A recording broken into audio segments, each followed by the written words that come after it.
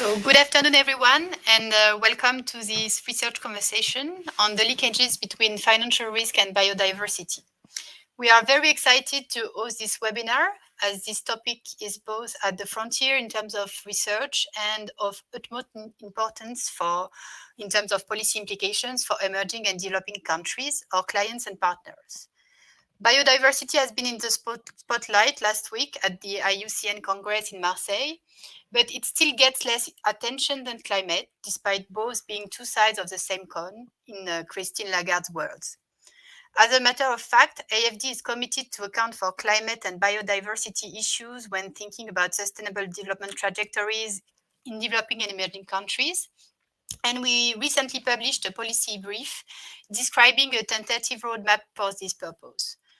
We've also set the goal of devoting 30% of our climate funding to efforts to foster biodiversity in 2025 by doubling our investment in biodiversity to reach a target of 1 billion euros. So this is just the start of a very promising work program. And I will leave the floor to Etienne Espagne to set the stage for the presentation that I hope you will enjoy. Thank you very much, Cécile. Good afternoon, everyone. So I'm Etienne Espagne, a senior economist at the research department at IFD.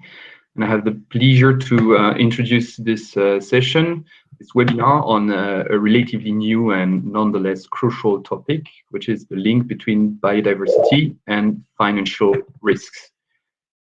Before I present this session, a few technical points. On the right-hand side of your screen, you should have two ways to interact, either with the authors, the speakers, or between yourselves. You have the chat and you have the questions. So you don't hesitate to ask questions even during the presentation, and we will try to address most of them, either in a written form directly or orally at the end of this session. So the study we will be presenting you today has been launched by the Banque de France in partnership with IFD, the Office Français de la Biodiversité, Sorbonne Université, and CDC Biodiversité. So from Banque de France, we have Romain Schwarzmann with us, Mathilde Salin, and Thomas Allen is as well an author. From the IFD, we have Antoine Gaudin, Julien Callas, and myself. From the Office Français de la Biodiversité, Julien Gauthet. From Sorbonne Université, Paul Hadji-Lazaro, and CDC Biodiversité, Antoine Vallier. So most of the authors are either a speaker today or they will chair the discussion sessions. So here is how we will proceed. We'll have a 30 minutes presentation first of the study. Then we have three discussants who agreed to give a few remarks, comments on the text itself. And we will end this webinar with a general discussion of approximately 30 minutes as well with the general public. And that's where we will do our best to answer all the questions. So now I leave the floor to Julien Gauthet from the Office Français de la Biodiversité. We'll start with a brief definitions, essential definitions of what biodiversity really is about.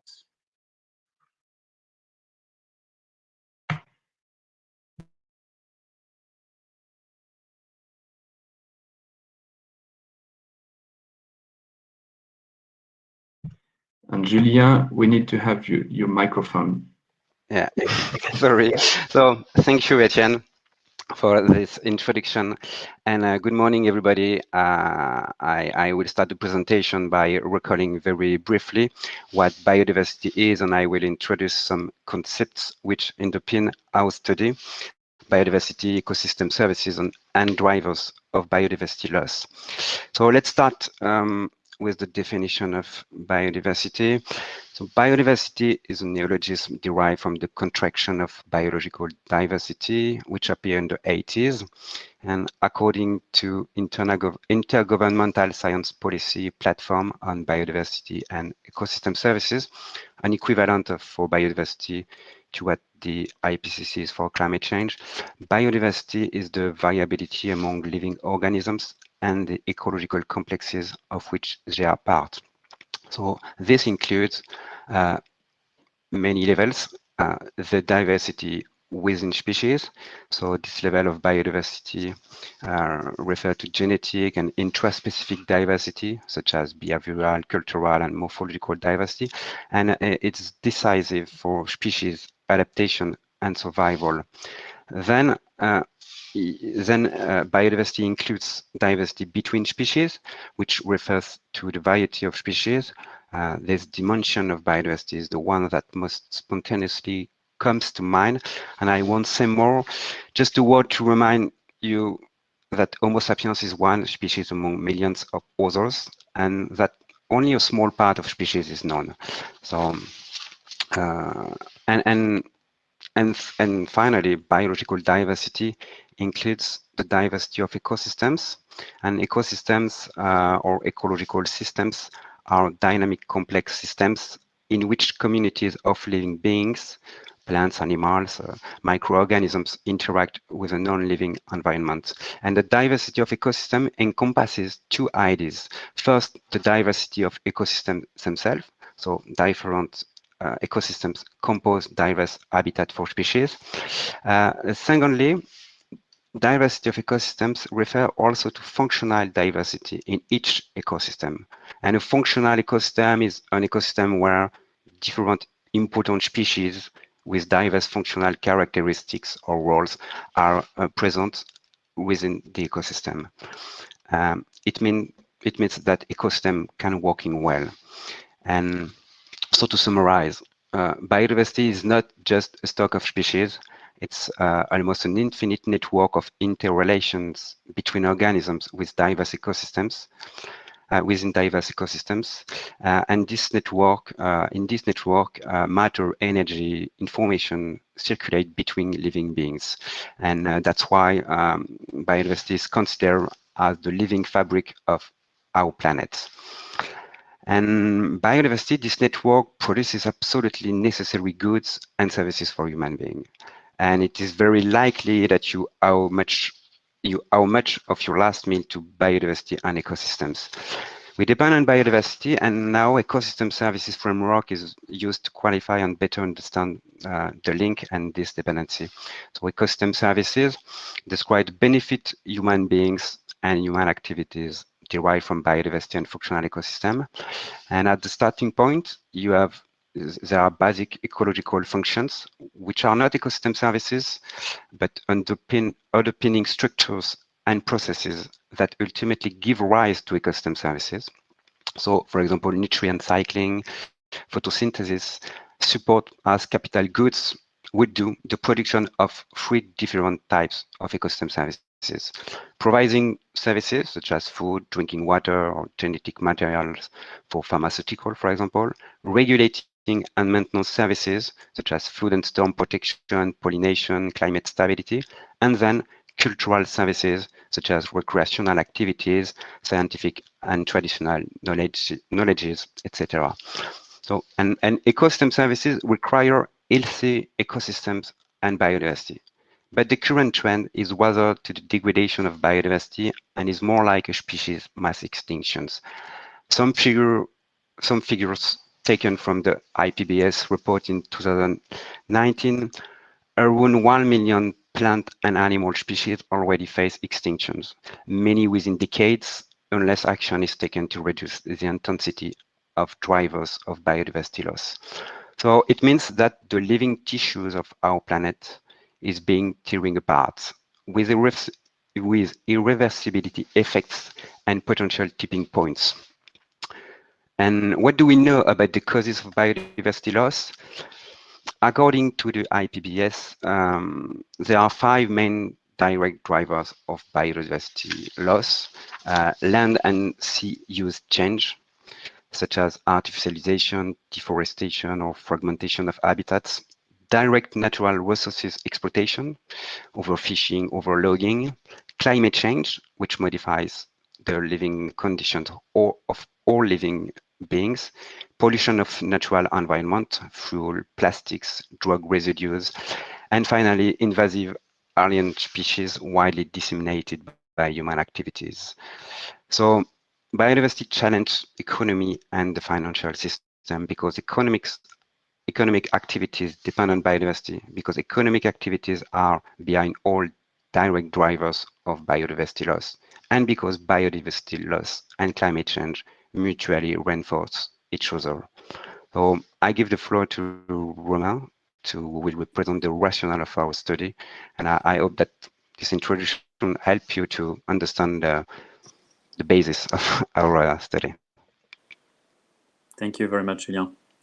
So moving to the as Julien mentioned, the topic of our study, which is really about biodiversity-related financial risk.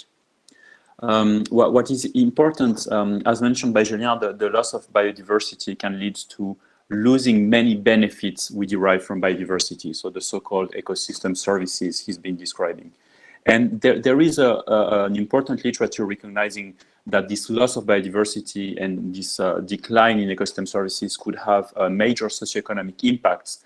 But until very recently, I would say that the financial community had remained quite afar from all these discussions on biodiversity and economics. But this seems to be changing relatively rapidly, including among central banks and supervisors, which will be the topic and the main concern of this study. So before we get into the actual study, it's important to understand why and how central banks could approach the question of biodiversity loss. So you may be aware that central banks across the world have paid more and more attention to climate change over the past few years. And it is very important to understand how they could approach biodiversity. So for instance, there's a network of central banks and financial supervisors called the NGFS, which stands for Network for Greening the Financial System. And the approach of central banks within this network is to consider that climate change is an issue for central bankers insofar as their mandate is threatened by climate change. And the mandate of central banks can vary from one country to another. That's a topic per se, but to put it very briefly, it typically includes this mandate, the maintenance of both price stability and financial stability. And most of the work has been done on financial stability. So the question is really to understand climate change and other environmental issues today from this risk-based approach, basically meaning that in the case of our study, the focus or the question we really ask is really to which extent or the extent to which biodiversity loss could generate financial instability. So that really shows you or gives you an idea of the scope of the study. And I won't cite all the work that has been published on these issues over the very last few years, actually, I would say the past 2 years, but perhaps to highlight two important reports, I believe. The first one is a report by the NGFS, which was just mentioned along with the research network Inspire. And they published an occasional paper in June that you can see here. You can see the cover, and two other reports are coming. One that will be published in October, the second one in the first quarter of 2022.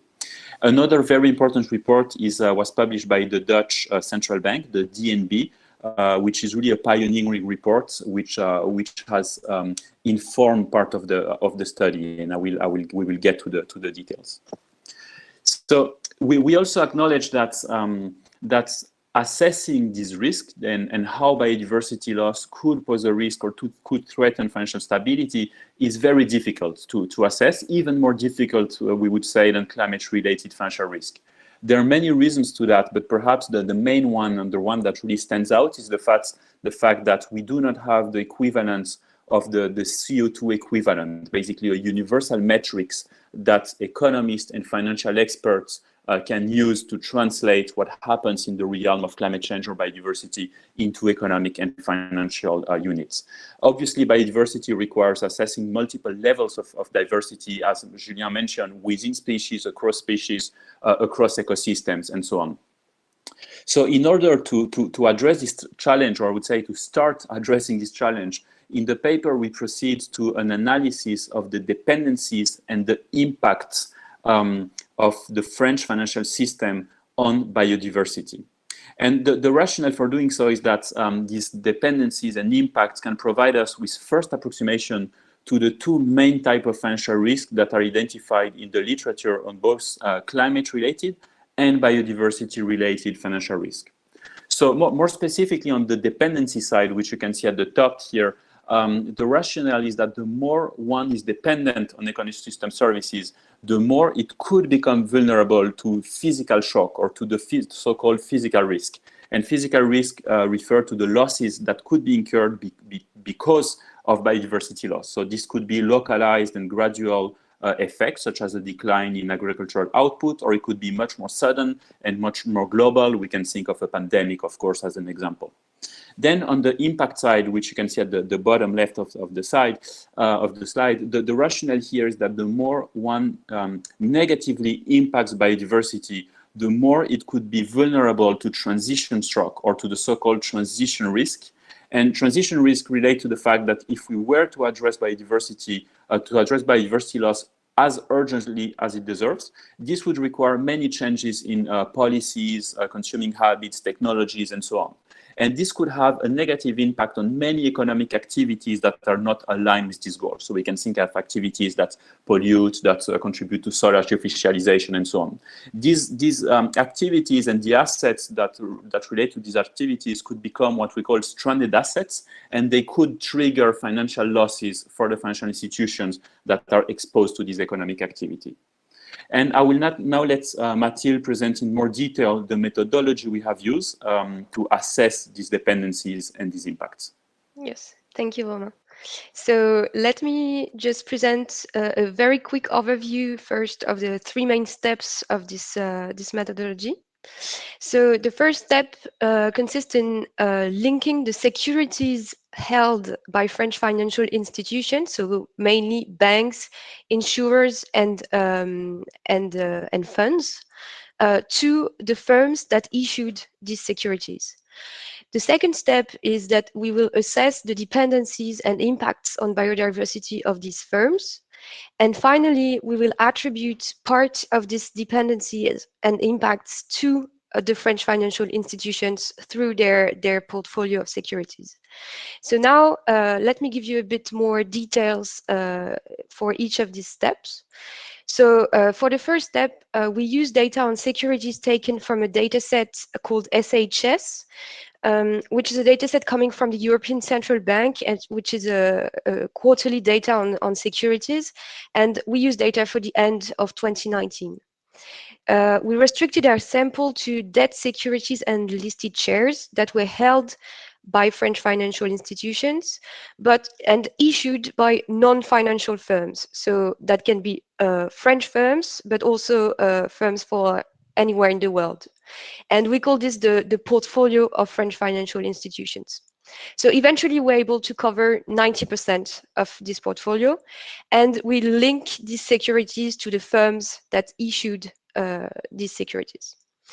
So then, once we know the firms that issued the securities, we will assess their dependencies and impacts on biodiversity. So first, for the dependencies, we use a database called Encore, developed by the Natural Capital Finance Alliance and UNEP WCMC, and we warmly thank Katie Leach for her support in using this database. And so this data lists 21 ecosystem services that are provisioning ecosystem services and maintenance and regulation ecosystem services, but cultural ecosystem services are not included in the database. And then it relates these ecosystem services to 86 business processes. So just let me give you an example. So for example, the business process called large-scale irrigated arable crops is related to the ecosystem service water flow maintenance, and the database attributes a dependency level to this dependency that is high. And then finally, we did use the dependency level of the firms depending on the business processes that it uses for production. And we obtain a metric that is a dependency score that ranges from 0% for no dependency at all to 100% for very high dependency. Coming now to the impacts, we used a tool called the Global Biodiversity Score, or GBS for short. that was developed by CDC Biodiversité. So what this tool does is that starting from the firm turnover by decomposed by sector and a region of the world, it will deduce from this the pressures or the biodiversity loss drivers that are applied by the firm on biodiversity. So, for example, in terms of land use or climate change. And eventually, it will convert these pressures into impacts on biodiversity expressed with one single and quite simple metric called the MSA square kilometer. So let me go a bit more into the details of this metric. The MSA square kilometer comes from the MSA, which is the mean species abundance, which reflects the average abundance of species in a given ecosystem relative to their abundance in a sort of theoretical intact ecosystem, so untouched by human activities. And it ranges from 0% for an ecosystem that would be completely destroyed or artificialized to 100% for an undisturbed ecosystem. So this is one metric among many other possible metrics, and we can come back into the discussion on this point. And eventually, this MSA is integrated on the surface that is under evaluation to obtain the MSA square kilometer that can be interpreted as follows. A loss of 1 MSA square kilometer can be compared to converting 1 square kilometer of an intact, undisturbed ecosystem into a totally artificialized area. So basically a car park, if you want. And finally, the last step is that we attribute part of the dependencies and impacts of firms to the portfolio of French financial institutions. So for the dependencies, we take a sort of weighted average of the dependency scores depending on the share of the portfolio that is represented by the firm that issued the securities.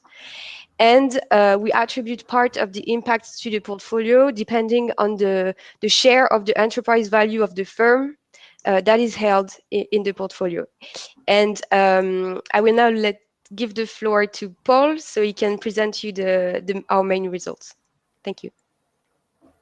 Thank you, Mathilde. So I will first present the results on dependencies.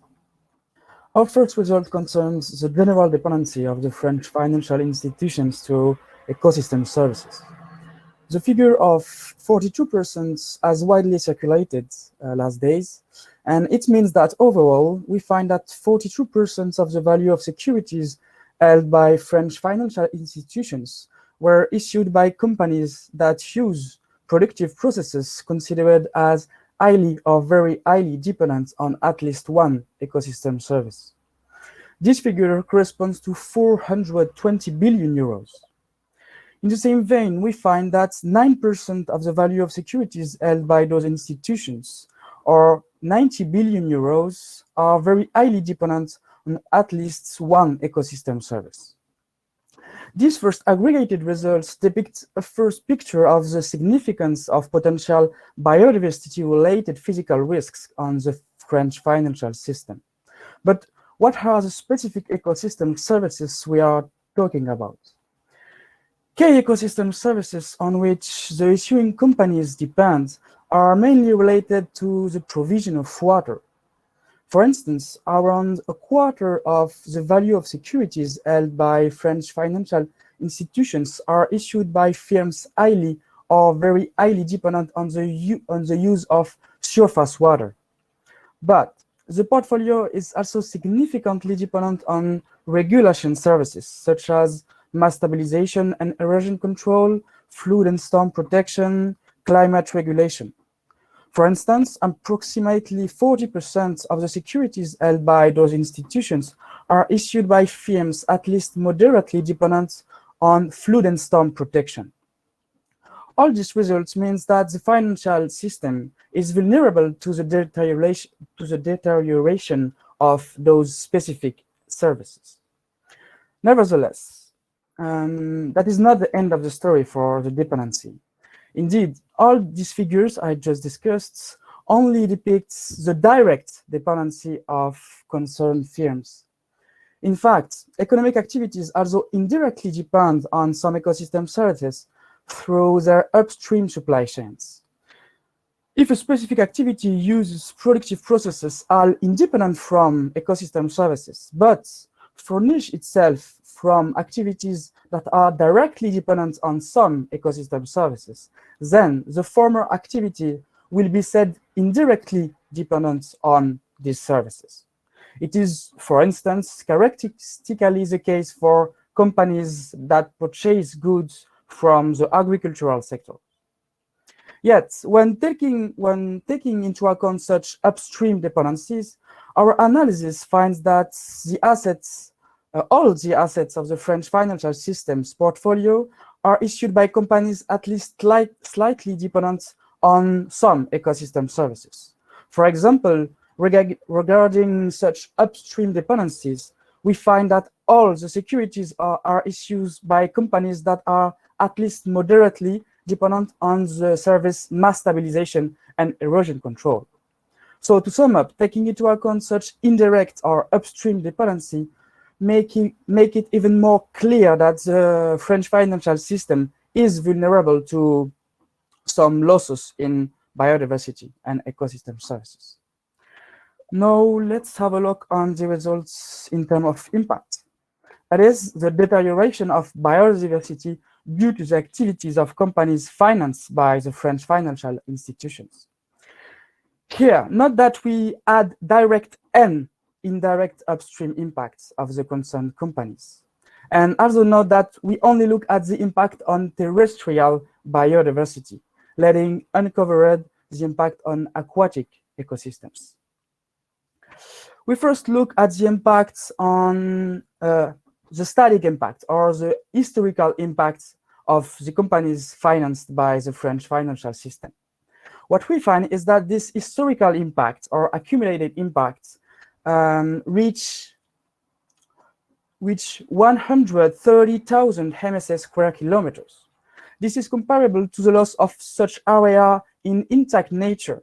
And to give you an order of magnitude, this corresponds to the complete artificialization of 24% of the area of metropolitan France. This historical impact is mainly due to land use, but we note that in this calculation, due to data availability, the effect of climate change through greenhouse gas emissions is not taken into account. Also note that this historical impact, and you can see it on the right, is mostly indirect, meaning that it is due to the use of land by companies that indirectly furnish goods and services to the firms that issue securities held by the French financial system. Furthermore, our analysis highlights that the accumulated impact of the French financial system is mainly due to the financing of firms concentrated in few industrial sectors, especially the chemical industry, the industry of processing dairy products, the gas sector, and the manufacture of beverage industry. Not the absence of the agriculture sector. The main reason for that is that we have not bank loans covered in our database. Yet farmers mostly finance themselves through such loans. We finally look at the dynamic impact. That is the annual additional impact expressed in terms of MSA square kilometers per year. Not here that we have climate change taken into account. Overall, we measure that the French financial system is financing activities responsible for 4,800 MSS square kilometers per year, corresponding to the deterioration of such intact nature each year and equivalent to the Loire department. This flow of impacts is mainly due to climate change this time, through greenhouse gas emissions. And here, the share of direct impact, that is the impact of the activities directly operated by issuing companies, is fairly higher than in the case of the historical impact, around a quarter here against less than 5% for the direct impact in the historical case. This means that it is not only the upstream suppliers of the issuing companies that are responsible for biodiversity losses, but also significantly the issuing companies themselves. Finally, what we show is that this annual impact is mainly the fact of companies concentrated in few industrial sectors, and mainly the chemical and the gas sectors again, as well as the petroleum refinery sector. And I let the floor for Etienne. Thank you, Paul. So very briefly, as a conclusion, if you have two key numbers to remember from this study, let's just keep in mind this 42%, which is the amount of securities in the French portfolio that comes from issuers that are highly or very highly dependent on at least one ecosystem service. Although you have heard that this only measures the direct impact.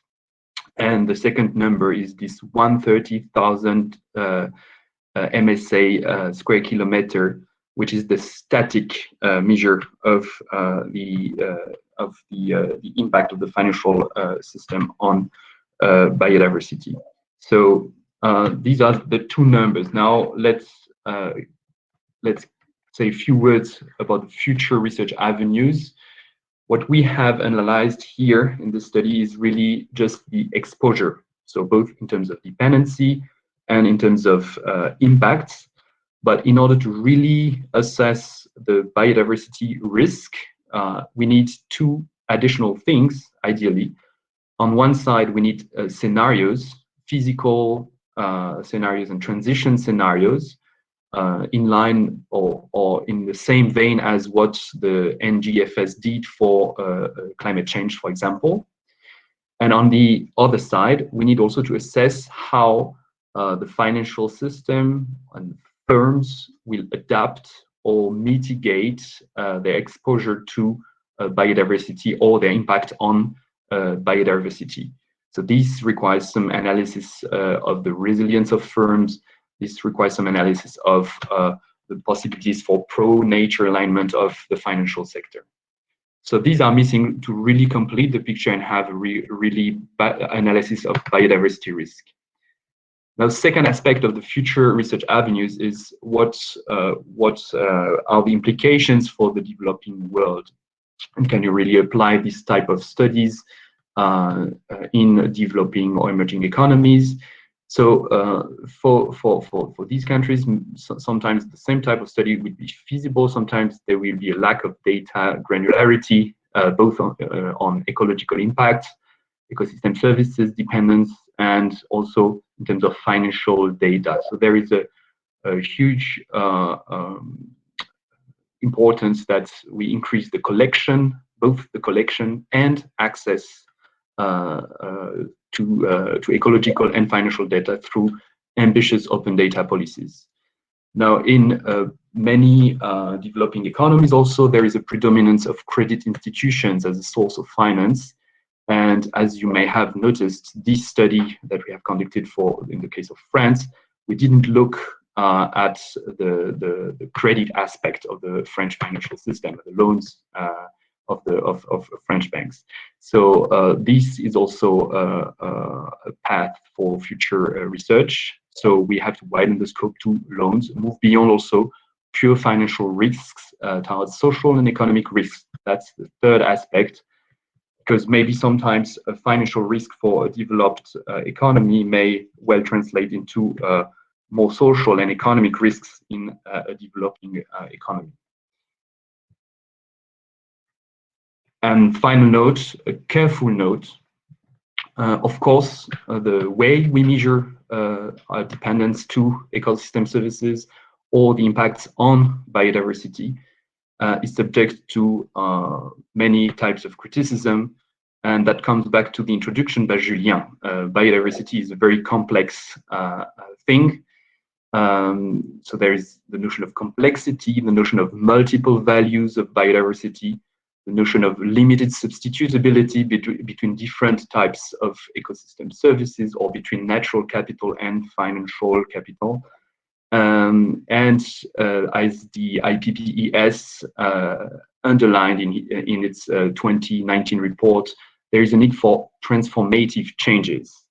So our study doesn't look at these transformative changes yet, and this is as well a path for further research. Thank you very much. I think we will end the presentation of the analysis now, and I will give the floor to Antoine Gaudin for the discussion moment. So Antoine, the floor is yours.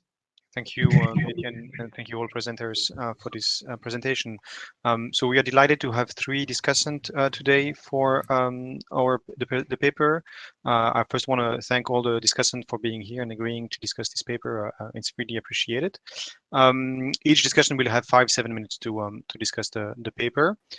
First, we'll have Kathy Leach. Is a lead researcher on biodiversity at Share Action.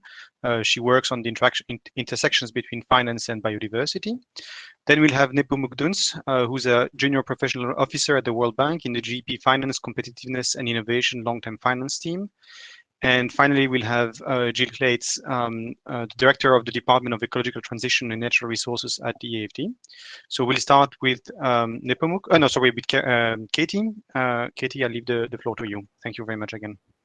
Great, thanks very much. Hope you can all hear me okay, and thanks so much for the fantastic presentation. Just as a few words of introduction.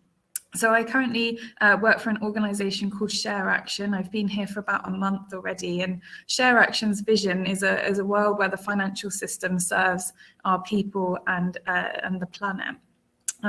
So before joining Share Action, I spent nearly 6 years at an organisation called UNEP WCMC, and as part of that role led the development of the Encore tool. So I've been really pleased to have worked with many of the authors of this paper and of the Dutch Central Bank study on integrating Encore within some of these analyses.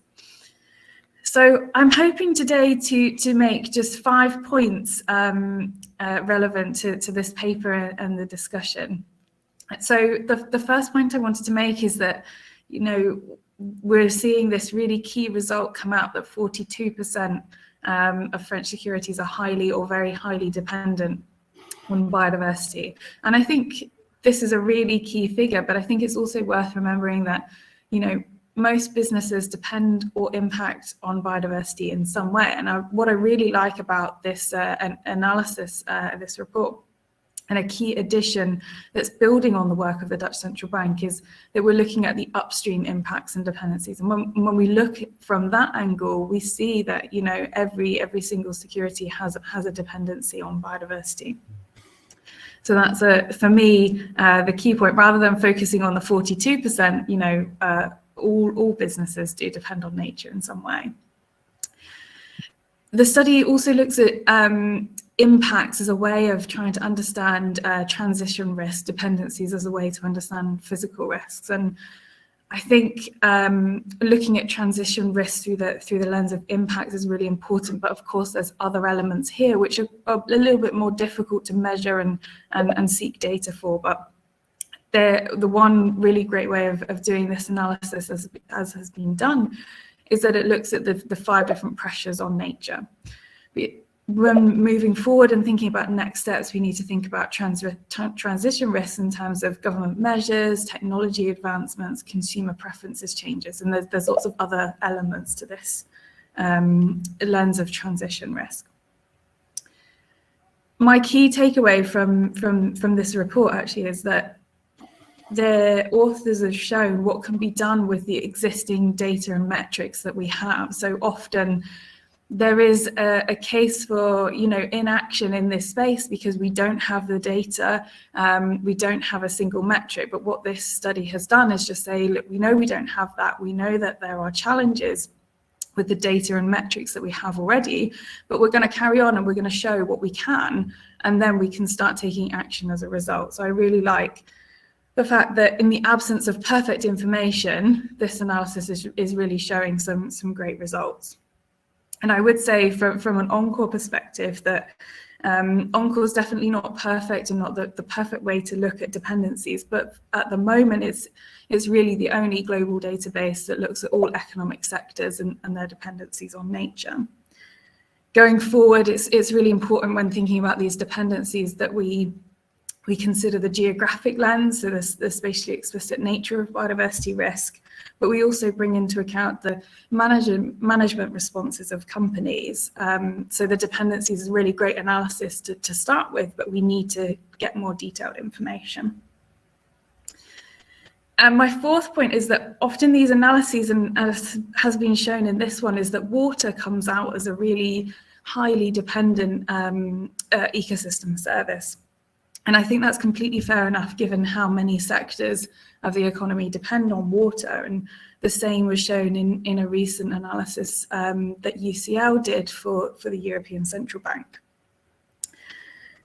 But I think seeing that is kind of often sort of misrepresenting the problem. So, you know, we see water as being this really key ecosystem service, but we wouldn't be able to provide water for all of these economic sectors without the natural capital assets that underpin them all and combine to provide this service. So it's just a suggestion as a next step to further the analysis, that we drill down and look not just at the ecosystem services, but at the natural capital assets that underpin them. And that's where we can really start to understand risk in a bit more detail. And I would just point people towards a piece of work that was done with the Principles for Responsible Investment by UNEP WCMC that looked at hotspots of natural capital depletion. And these are showing where natural capital assets around the world are being depleted. And we can start to use that to understand risk in a bit more detail. And then my final point was I noticed in the report that one of the next steps is about looking at alignment with global biodiversity goals.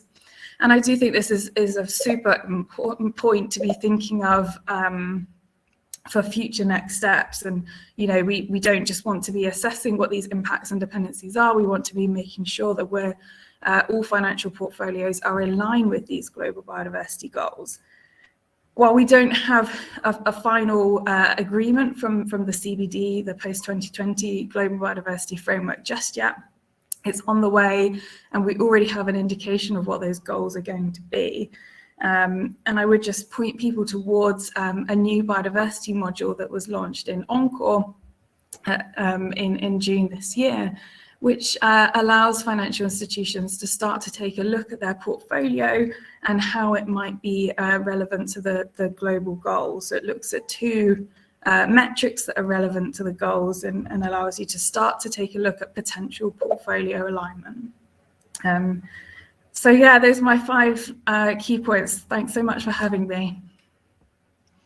Thank you very much, Katie. I would suggest to have all the discussants at once and then maybe answer to everyone, if that's okay for the different presenters. So we'll move directly to Nepal Mooc. Duns. Thank you, Nepal Mooc, for being here again. Yes, many thanks to organizers for the invitation to be here and this opportunity to write some comments and also like some perspectives from ongoing work at the World Bank at the moment. First of all, let me congratulate the authors to this very timely and great paper, as it provides like a rich conceptualization and assessment of the rapidly emerging biodiversity risk landscape that we all see right now. And I think the paper gives a very comprehensive overview of the state of the art of biodiversity-related risks and persisting open issues in the field. And given the limited time that I have here for commenting today, I will focus my comments on 2 different aspects and 2 challenges that I see also for moving forward for all of us in this field for going on there. And I think the first challenge is like the assessment of biodiversity related risk exposure. And there, as also like Katie was saying beforehand, the applied tools and databases that we have, where the Encore tool that's applied is probably the most sophisticated out there at the moment, only allow identification of global and general risk indicators. And the problem here, of course, is that, as we heard in the presentation before, biodiversity-related risks are multidimensional. So they have like more than one dimension, as not only like GHG emissions, for instance, but really like water, deforestation, flood and storm protection as some ecosystem services, and so on and so on. At the same time, these impacts are often very localized. So like, it's not really that we only have this global assessment that could help us here, but we need like local context and to identify the risk materiality in the specific context. As also like Katie was mentioning this water risk, and I think I'm very thankful for that. For instance, like water risk in Norway might be very different than water risk in Greece, for instance. So like the materiality of the risk might be very different. And potential solution forward here could be like really to conduct complementary stakeholder engagement, also like with some local authorities, NGOs, ministries, research institutions on the ground to really like get a better idea of how material those risks really are in the specific context. And that's also something we're currently doing in a project with some client countries. However, this is like very time intensive, of course, and there's also like a problematic aspect to allow standardization and comparability of different studies with this approach. The second challenge that I want to also touch upon is like the conceptualization and assessment of biodiversity-related financial risk. So as also was mentioned by Etienne in the presentation, it is still unclear basically at the moment how the risk exposure becomes actual financial risk.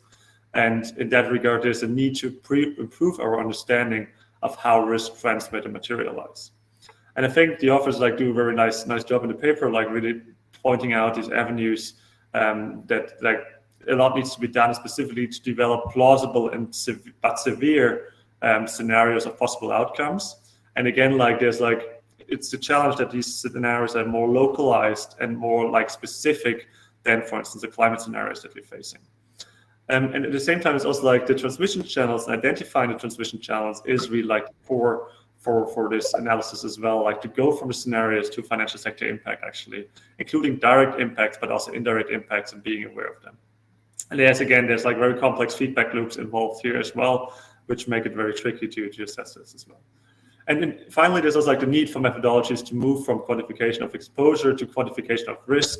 And the way forward here, for instance, is a recent World Bank study that also has been done, which is called Economic Case for Nature, which develops an innovative integrated economic ecosystem modeling approach. The authors there find like some impacts, like some strong impacts in real global GDP in 2030, declining by about like $90 billion compared to a baseline scenario, which can go even up if we also include carbon sequestration services by ecosystem services. And also they also develop like an extreme case scenario of ecosystem service collapse, for instance, where like the damages go up to 2.7 trillion compared to no tipping point scenario. However, it's also like very important that these estimates are still super conservative because they include limited set of ecosystem services only at this point. So like there's a need to include more of them generally into the study. And at the same time, I think there's also like a conceptual challenge that we all still face with modeling those, is like that there's rigidities in the way how the economies adjust to the shocks. Like for instance, also the limited substitutability that was mentioned beforehand as well of different ecosystem service and input factors, which would make the impacts likely to become much larger. And again, here could be input-output models could be like a way forward, which their own challenges that they actually have, being static at the moment, and also like having some other problems. Another issue, another way forward could actually also be like to use triangulation of assessing risks also qualitatively, where it is not really possible to assess them qualitatively, and also like triangulate these results together, basically bring them together. Other aspects that I don't have really time to talk about, but I think they require attention, so I just want to mention them here, is to assess impacts and policy responses at the climate and biodiversity nexus. So like basically how these two things also interact with each other, with synergies and trade-offs that might emerge. And also like data availability and requirements are like a core to of course quantify the issues in the first place. And then let me conclude, please. Here is like there's like we face a new risk landscape as the result of an accelerating loss of social ecological resilience. And assessing and managing those risks and addressing their causes, which is mostly human impacts, of course, are like the challenge that lie ahead of us. And this paper, I think, is like a very important step in this direction. And as a recent World Bank study also, like, which is called like Mobilizing Finance for Nature, argues the financial sector has a critical role to play in there. And in addressing the global biodiversity crisis, governments and regulators hold the key to harnessing the power of the financial sector to mobilize private finance at the scale needed to protect nature. With that, I'm very happy to be here, and thank you very much for for this discussion. Thanks so much. Thank you very much, Nepal Mooc.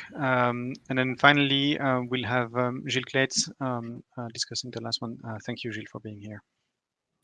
Thank you, Etienne. Can you all hear me well? Yeah. Yes. Very well. Yes. Well, a few comments on this quite groundbreaking study, and first of all, would like to thank the authors for an important step into relinking basically the financial sector, the economic activity, and the biodiversity impact. Any rigorous tracking of what happens in this chain of causalities is absolutely essential at the moment, where we've been building a financial sector and an economy for the last 150 years with a completely incredible blind eye on environmental consequence of this activity, and I think we should see what economists have called the most gigantic market failure in human history, either the climate crisis or the biodiversity crisis, as a sort of background for these efforts to weave again the causalities between where we put our money and capital and the evolution of the state of our planet. So thank again, and I think this is the scale. My comment is that the scale of the study, with all the securities held by French financial institutions, is a good scale, because it's a scale where policy applies. It's a scale where we can understand impacts at national level, but it was at global level for the fifth or sixth economy in the world. So I think it makes a lot of sense. And again, I think it gives us good hope in as a public finance institution in better tracking or impacts or dependencies on ecosystem services, and on better aligning or decisions. As a public development bank working mostly in the south with economies, activities, and societies usually more directly dependent on the primary sector, i.e., agriculture, forestry, fisheries. This question of tracking where we put our assets, basically, with regards to impact on biodiversity, is even more crucial. And I think the entire public development bank community should be really welcoming the methodological propositions that come with your paper, and I do hope that the openings that you made at the end of the study with regards to doing a similar effort in one of the main tool that is used for financing emerging economies, or least developed economies, which is loans, concessional loans, or non-concessional loans, rather than investments. As you know, that unfortunately the global south receives a very, very volatile equities and investments in general. So one of the key instruments is really soft loans, and I think, and loans in general, and looking at tracking biodiversity dependency and impacts on loans through both private and public financial institutions would be very important. And I do expect that we might find some substantial differences between, you have, as you've mentioned, actually, you have a number of sectors, such as especially the agricultural sector, that are not necessarily funded mostly through large equities, but mostly through loans. I mean, my initial reaction when I read the study was to find it really again completely groundbreaking into establishing quantitative links on impact and dependencies. And one of my thoughts was that this was going to contribute to classifying sectors, economic sectors, with regards to their relative impact and dependencies on biodiversity, but it was not going to actually help us distinguish, rate ecological transitions within sectors. And this is precisely I mean, not as an investor, again, because we lend money at AFD, about 13-14 billion per year, and again, mostly in high biodiversity countries. But our issue is not necessarily to choose between highly dependent and impactful activities on biodiversity and non-impacting, which don't exist really, but it's within each sector to choose the best possible practices. So I think we do need as well some degree of refinement and granularity with regards to being able financially, obviously, to choose between I don't know, an agro business that would be completely blind of forestry impacts, for example, and an agroecology business that is on the opposite, neutral or even positive for biodiversity. And as investment or lending strategy, this for us is absolutely a key element to improve our global footprint. I think, I mean, I will just say that we are at AFD very much looking forward the development of methods to integrate biodiversity related financial risks, both in the strict sense as well as in the more global systemic sense, i.e. including as well economic and social aspects, and this is going to be an ongoing effort in the coming years. The fact that we are as well involved with the task force on nature-related financial risk disclosure is as well, I think, a convergent sign of our investments, because we do believe that a lot of progress is indeed going to be achieved if the finance sector has strong enticement and methods to disclose on these aspects. We believe at AFD as well that there is a necessary complementarity between what we can achieve through risk assessment by corporates and by the finance sector on one side, and what can be achieved through regulation and regulatory framework at national level, especially. My belief is that in an ideal world, these should be sufficiently all-encompassing, demanding, and well implemented, and penalized if breached.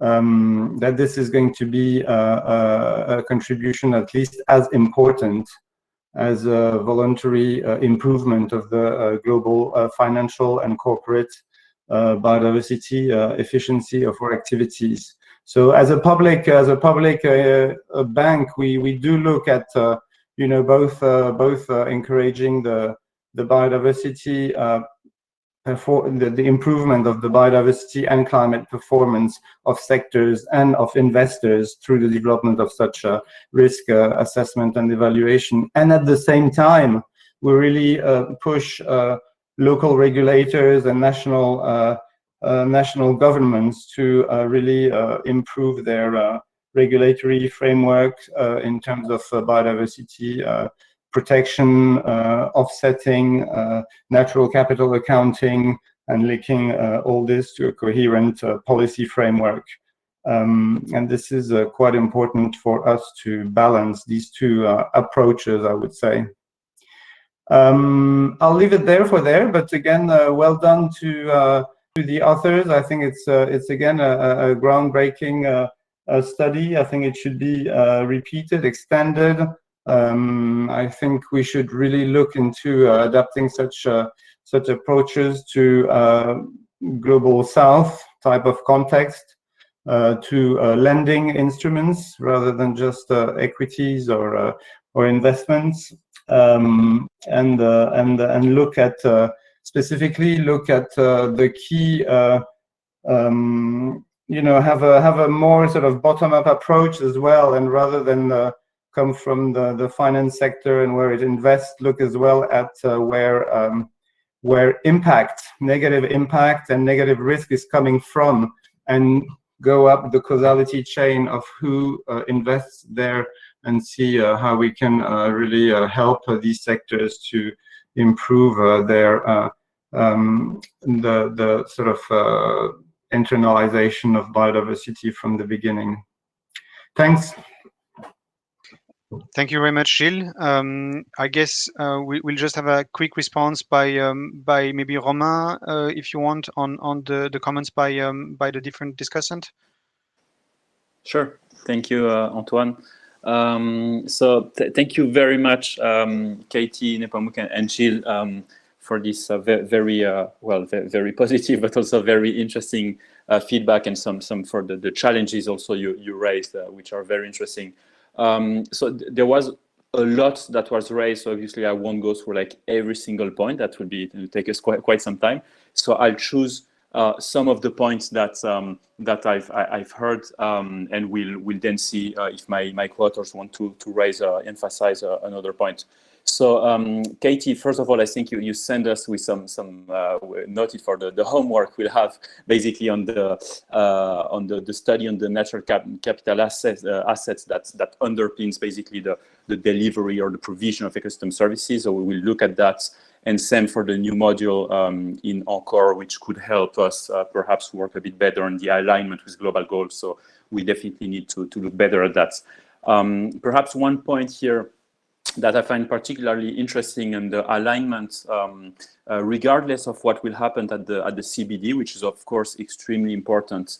But in perhaps just to mention that in France, there's the Article 29 of the 2019 Energy and Climate Law, which was passed 2 years ago, and then there was the so-called décret d'application. So basically, it's a text that tells you how to implement the law, and it states that French financial institutions should, as of next year, disclose not only climate and biodiversity related financial risks, so that's already really new, but also their strategy, their impact, and how these impacts and their strategy align with biodiversity related goals at the international level. So that would be, I think that France will probably be, I would say, at the forefront of these efforts of how do we measure that, how we try start assessing how your strategy aligns or not with biodiversity goals. So just to mention perhaps that it will be a key point there. And obviously that really relates to the question of scenarios, both from an objective perspective, the one I just mentioned, and also from a risk perspective. I think the three of you mentioned that in different forms, that we need to have these scenarios. We really need to understand what could happen. Like Nepal Mooc mentioned this question of like static versus dynamic approach, and so on. So perhaps a few points we mentioned in the paper, and again we were really thinking about future avenues, because as we said, and as Etienne emphasized at the end, what we did here was just to say, okay, this is extremely complex, but at least we can see the materiality on both the dependency and impact sides. And I think that's, and I don't know if my co-authors completely share that with me, perhaps they have a different opinion, but clearly one of the problems that we will have, which was raised in different, through different words, but to me it raised the same point by Nepal Mooc and Gilles, is this question of how do we assess the importance of different ecosystem services and or different sectors? So there is this question of limited substituability, which you clearly mentioned, Nepal Mooc. And there's also the question that Gilles mentioned of, like, how do we look at the results in the Global South? And Nepal Mooc also mentioned the World Bank model, the global Earth economy model. So these are, of course, very interesting ideas, ways forward. I think that one challenge for us, for instance, if we look at the World Bank model, I think it really shows the risk for developing countries that, like, you could have a collapse of a specific ecosystem service in the next 10 years, which could have, as you mentioned, a very high impact on the GDP of the country compared to the baseline. So that's really important. I think that today, if you were to apply exactly the same approach to any developed economy or high-income country, you would end up with relatively small results. So this is, I think, and perhaps Antoine Godin will want to mention something on that, or Paul. This is, I think, where input-output tables and methodology-based input-output can be extremely interesting, because you could say what happens if this sector becomes stranded because of physical reason or transition risk, but what happens if this sector is key to the next sector? So it's not only what is its share in terms of GDP or in terms of balance sheet of financial institution, but really it's vital ecosystem services, a limit or limited substituability, and then it could have some sort of like domino effect on other sectors. But again, as you mentioned, Nepal Mooc, we still only have static approaches there. So how do we merge this kind of insight to have some input-output with this dynamic vision of a scenario and so on? And I think that will be extremely challenging. And the most we could do, or we thought we could come up with in this report, was to say, let's think seriously about that. Not like each central bank on its own, but really this is where either the NGFS, but of course I can't say what the NGFS should or should not do, but we really need to be thinking about that with among colleagues, with many central banks involved, to make sure that we speak a common language. And Etienne raised the point of NGFS developing climate scenarios. It is a common language, so we need to build this common language. Perhaps just to give you a hint on the NGFS Inspire study group I mentioned earlier on, the final report, which will be published first quarter of 2022, will have probably two chapters on this question. How can we start thinking about these scenarios, about the challenges, and so on? So this is, we're trying within the NGFS to start the discussion informally, because these reports are not endorsed by the NGFS, but still the discussion, I think, is picking up. Gilles, on the question the point you raised about the need to adjust all this to the Global South, to the reality of the financial system in the Global South, for instance, the importance of concessional loans and so on, I think that my colleagues from AFD will be much better positioned to respond. So perhaps if Etienne wants to address that, it will be very important.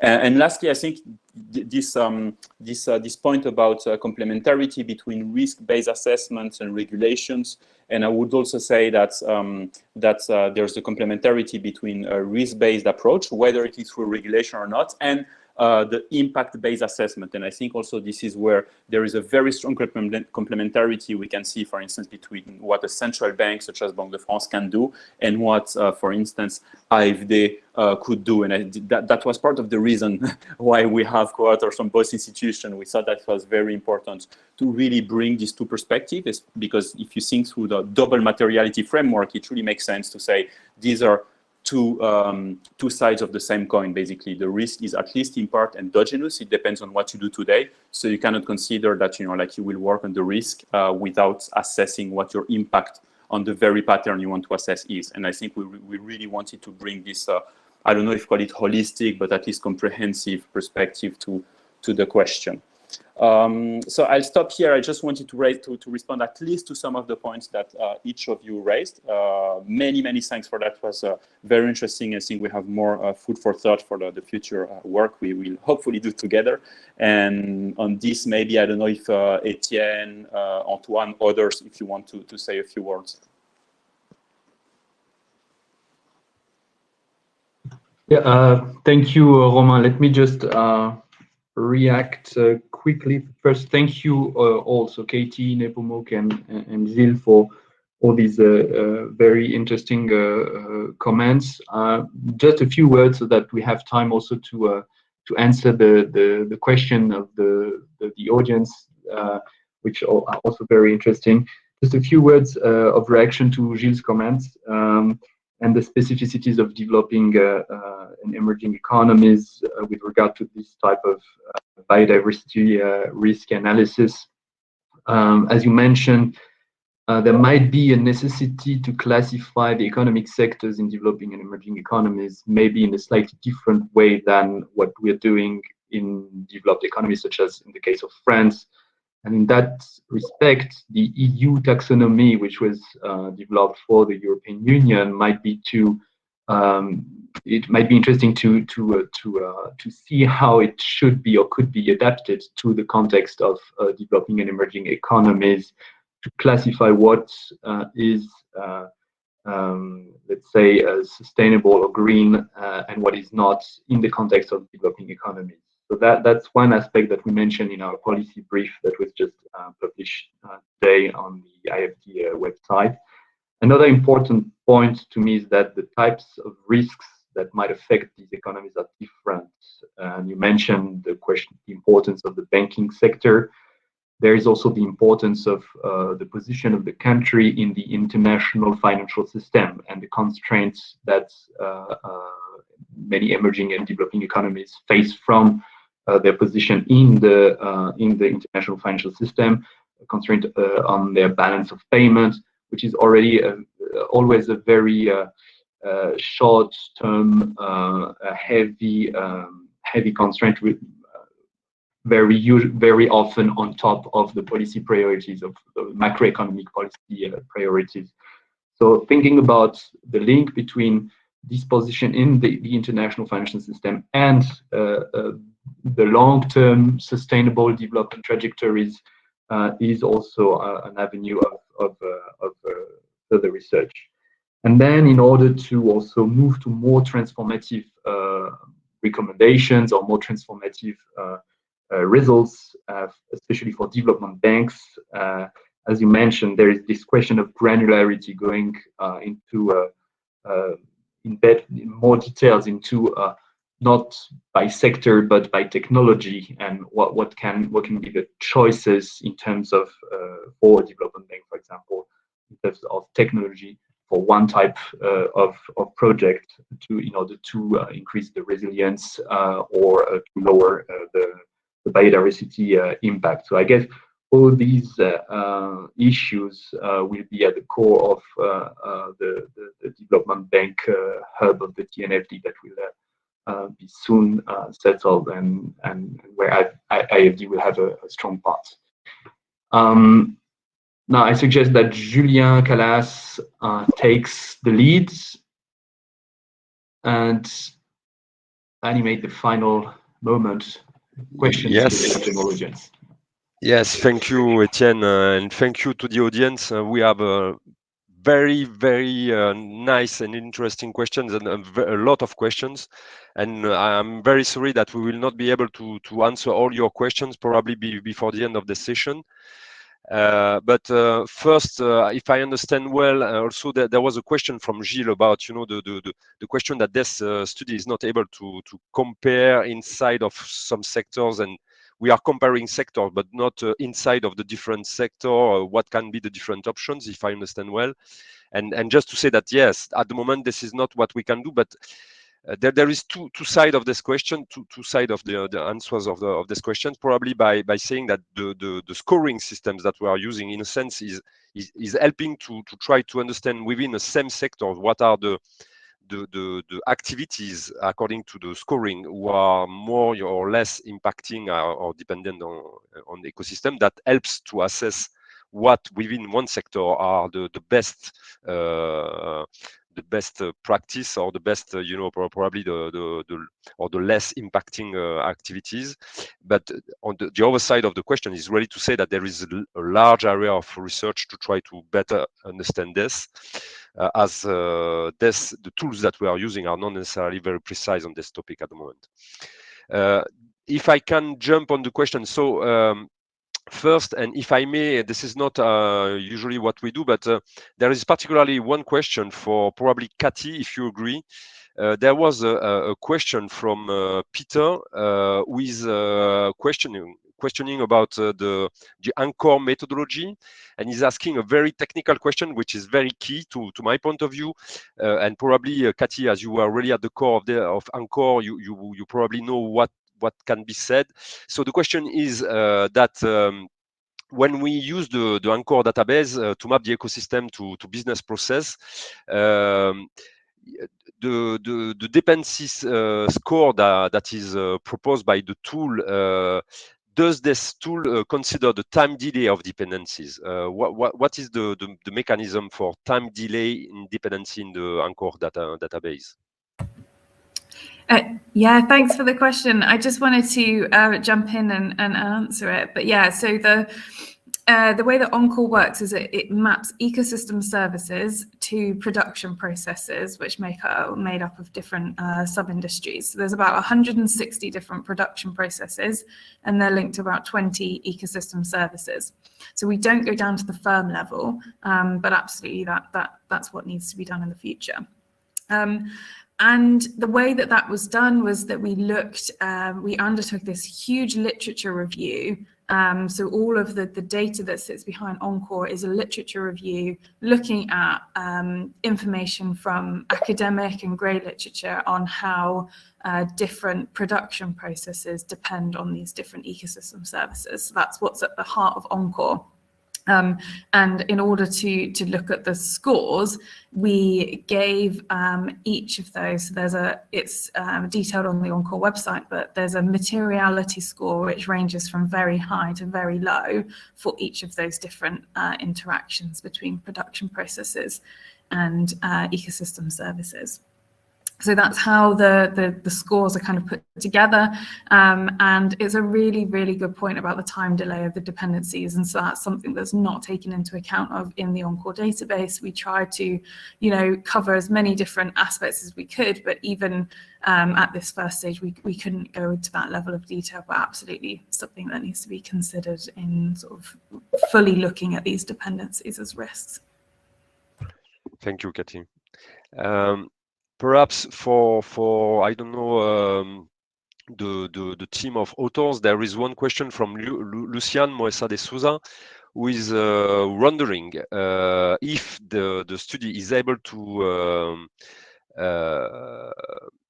consider the location of companies' operation and then their value chain. How did the study try to tackle the locations of the area of operation? This has to do with the database that we are using, I think, and probably you can perhaps explain to Lucian how we are trying to tackle this location issue.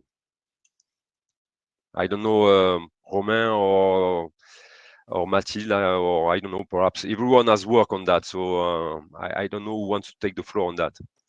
Mathilde, do you want to take the floor and I follow up? Yeah, I can do. Yeah.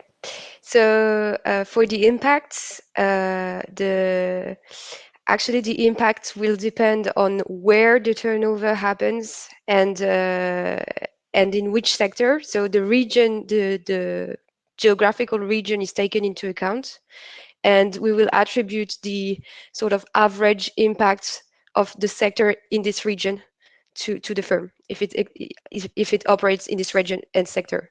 And for the dependencies, so the Encore database is not regionalized. So the dependency only depends on the business process, but not on the region when the business process takes place. But in a way, the region intervenes when we take into account the upstream dependencies, because for example, if production happens in France, in agriculture, it will have a different value chain than if production happens in agriculture, but in Russia, let's say. So through the value chain, the dependencies may differ a bit, and then because the region where the production takes place differs in the value chain. So there's more detail about it in the methodology. Don't hesitate to say if you need a bit more information. And Romain, I don't know if you want to add something. No, thanks. That was yeah, thanks a lot, Mathilde. Perhaps just in case, because I saw that Luciana also shared the recent World Bank report on Brazil, saying that there was data on location. So just in case we're not talking exactly about the same kind of location, because from the last reading I had of this very excellent report on Brazil from authors at the World Bank, their notion of location is also related in their scenario of transition risk. For instance, they consider what happens if we have some areas that become protected, and this is very specific from in terms with a very good spatial analysis. So if that's what you're referring to in that case, I would say we don't have a location specific study, because we don't have specifically these scenarios. But just to be clear, but if you're talking about the location of our assets, in that case, we have some granularity there, as Mathilde just explained. So I just wanted to separate a little bit the two issues. Okay, thank you, Romain. We have a lot of other questions, but there is several ones, and I try to synthesize some ideas here because there is too much ones. We still have 8 minutes. There is several questions to say. Well, and so what? What can we do with this? What are the policy systems that can encourage investment in biodiversity in third world countries with that kind of tools? There is some questions about what can be done with this, and I know it's a very open question. I don't know if someone want to answer this. I'm trying to there's a question about who can take over that kind of methodology, who is the good client for that kind of tools and methodology. I would say probably central banks in other countries, but probably you could share your views. Perhaps, I don't know, Romain, and perhaps Etienne, I don't know. Yeah, okay, Julien. So let me just say a few words very briefly, and then let the others react. So we could just take the comparison of what happened with climate change just a few years ago, right during and after COP21. So first, you need to assess and measure the risk, and that's the first step for such external institutions as central banks or even financial institutions, which until recently were completely out of the topic of climate just a few years ago, and now biodiversity, to understand that there is something there that might affect their job, their mandate in different respects. So that's really the first step. And of course, that's not enough. So on one side, we see that we can only very partially measure the impact and dependencies. There's a lack of data, further research, etc. But at the same time, we also know in a very simple way which activities have the most impacts or are the most dependent. So this lack of data shouldn't be an excuse for the lack of immediate action. So then there's the process of initiating the debate on the regulations, the tools that need to be put in place, and on climate that was done through the task force on climate-related financial disclosures on different groups at the EU level, international level, trying to measure if climate change was a systemic risk for the financial system, etc. So this was done through different fora and institutions, and this is what is right now starting as well for biodiversity. And of course, we shouldn't think that we just have to replicate what has been done for climate, because we can't say now that, okay, the problem of climate change is solved for the financial system. So we don't have still the good recipe. We're still searching on the climate side, and we have at the same time to develop a good recipe as well for biodiversity. But this is really the first step, this kind of studies that was done in Netherlands first, France, Brazil, different, that will pop up in different countries now for sure. But then there will be the discussion on the policies.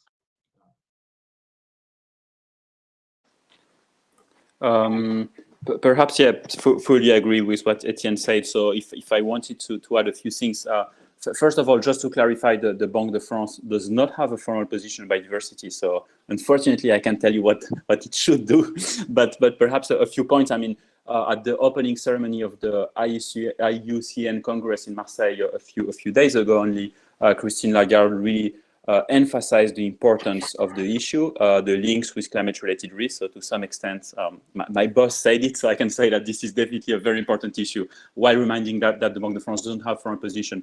What we could say is that in the AGFS Inspire report, for instance, the first one really tried to build the case that all central banks could make some first steps along the lines of what Etienne just mentioned, and we will dig further into that in the interim report, which will be published in 3 weeks from now. So really try to show that all central banks could at least start doing, like an assessment of dependencies, impacts, start thinking about scenarios and so on. And then perhaps just one point that is very important. A lot of times when it comes to climate and now biodiversity, we think about what would central banks do? And I think it's important to remind that central banks don't work in isolation. For instance, I mentioned the Article 29. This is not up to central banks. I mean, these are the regulators.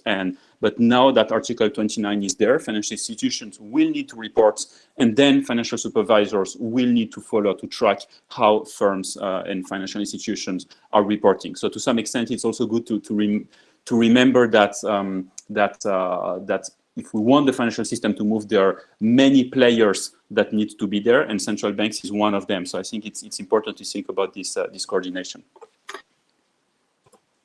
Maybe if I can yes, add, I think on the side of the public development banks, as you know, 500, a bit more than 500 public development banks around the world, totaling about 10% of global investment under the authority of their main or only shareholder, the state, i.e. with possible strong alignment on climate, on SDGs, on biodiversity. I mean, we are working with this group through IDFC and the Finance in Common networks to equip these banks with the right toolkit to approach biodiversity on risk, on mainstreaming, on finance tracking, on data sharing and open source, etc., to make sure that this sector really contributes as a finance resource on concessional resources, and as well as a regulator, as an intermediary between the private sector and the public sector per se. So I think there's quite a bit happening there that could be very instrumental in disseminating this, especially at national level. And I think the question that is raised through what is the next step, and as Julien puts it, so what, I think raises a tactical and political question of transformational changes. And I think what we need to push in parallel is both a rigorous risk assessment method for financial risk related to biodiversity, so that people are more and more aware of quantified and material risk on that side. And at the same time, I think to avoid stranded assets, to avoid this impression of biodiversity being suddenly, an elephant in the room that was unseen before, and only as a constraint, build up as was the case for nature positive economy and investment opportunities. And we are, I think, within institutions, and including quite progressive institutions such as AFD, we really have a precise feel with Julien, with the whole biodiversity team in our bank, that we need to push these two agendas in parallel, so that there is at the same time the opportunity to actually make biodiversity positive bankable investments, And that's absolutely key. And it's about taxonomy. It's about recognizing what is the opportunity for the coming 10, 15, 20 years in developing economies to invest something that will be good for the planet and for people. And we really need to develop that robustly in terms of green being really green. And at the same time, we need to make sure that our sort of safety belt on risk is consolidated through methods and analysis such as the one that was presented today. And I think these two approaches are needed tactically to convince institutions, because otherwise, if we arrive just with the constraint and risk side, we might face quite a bit of resistance, I feel. But this is just a personal impression. Can I just jump in here? I think that you are on top of what just Gilles was mentioning in terms of addressing financial institutions. We would need also to help the countries in general, developing and developed, in assessing their trajectories and seeing how they incorporate within them. So having this kind of a global vision of each trajectory, country by country, and how they interact with each other, and that means also incorporating more macro perspective, such as impacts on the balance of payment, impacts on domestic finance and international finance, and so on and so forth, so that the risk itself is not only materializing on the financial side, but also on the fiscal side, or on socio-political or socio-economic aspects, such as employment, social protection, and so on and so forth. So yes, indeed, this job here and this study here lies the ground for much more, and trying to incorporate other indicators, and combining biodiversity indicators and climate indicators, which also begs a question to a question regarding to modeling. And I'm sorry that I jump on the modeling here.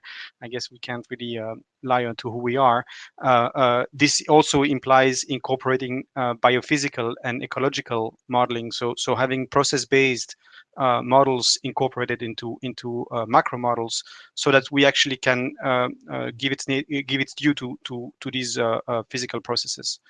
I'm going to close now, because I can see that the time is really running up. Yes, I think Antoine, it's time to close the webinar. I would like to thank everyone. I think we had a lot of questions in the chat that we can try to continue to answer.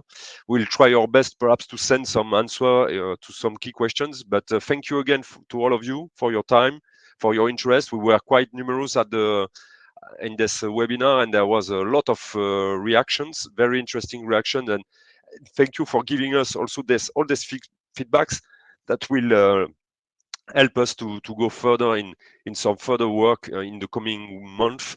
And please don't hesitate to keep in touch with us, to send some comments, and we will be happy to continue to exchange with all of you. Thank you again for your time, and see you soon, I hope, on all these very key questions. Bye. Thank you. Bye-bye.